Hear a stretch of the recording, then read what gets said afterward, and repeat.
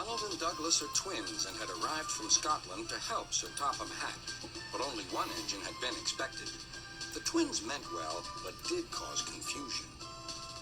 Sir Topham Hatt had given them numbers, Donald 9 and Douglas 10, but he was still planning to send one engine home.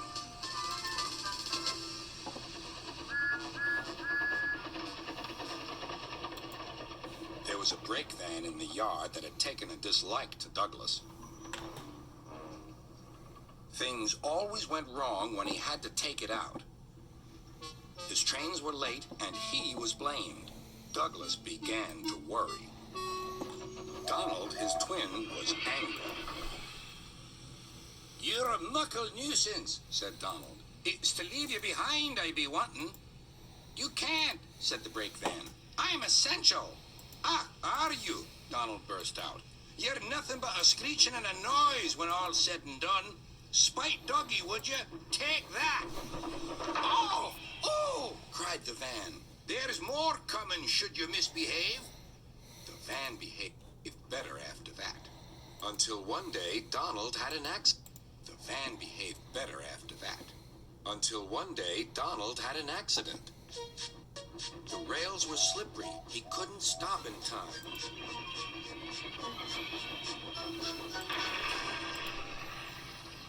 Donald wasn't hurt, but Sir Topham Hatt was most annoyed.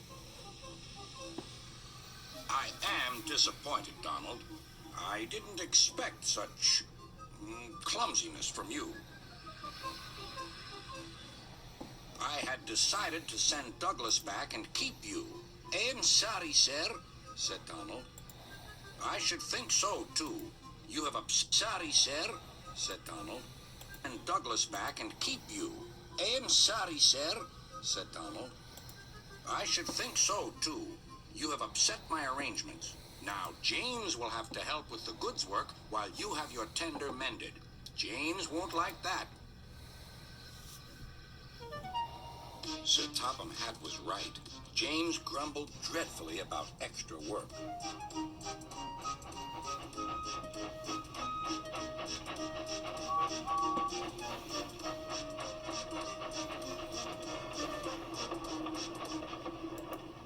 "Anyone would think," said Douglas, "that Donald had had his accident on purpose.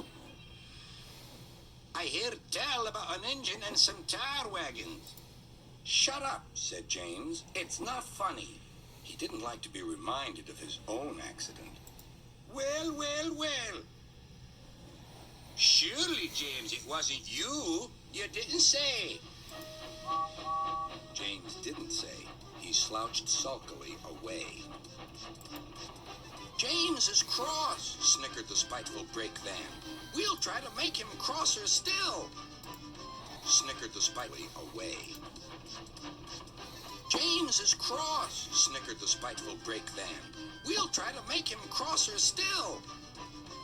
"Hold back," giggled the freight cars to each other. James did his best, but he was exhausted when they reached Edward's station. Luckily, Douglas was there. "Help me up the hill, please," panted James. "These freight cars are playing tricks." "We'll show them," said Douglas. "Oh, please," panted James, exhausted, giggled. "James is cross," snickered the spiteful Breakvan. "We'll try to make him crosser still." "Hold back," giggled the freight cars to each other. James did his best, but he was exhausted when they reached Edward's station. Luckily, Douglas was there. "Help me up the hill, please," panted James. "These freight cars are playing tricks." "We'll show them," said Douglas.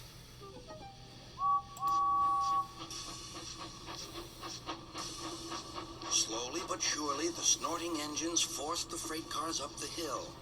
But James was losing steam. "I can't do it! I can't do it!" "Leave it to me!" shouted Douglas. The conductor was anxious. "Go steady! The van's breaking!" The van was in pieces. No one had been hurt, and soon Edward came to clear the mess. Sir Topham Hatt. No one had been hurt, and soon Edward came to clear the mess. Sir Topham Hatt was on board. I might have known it would be Douglas, he said.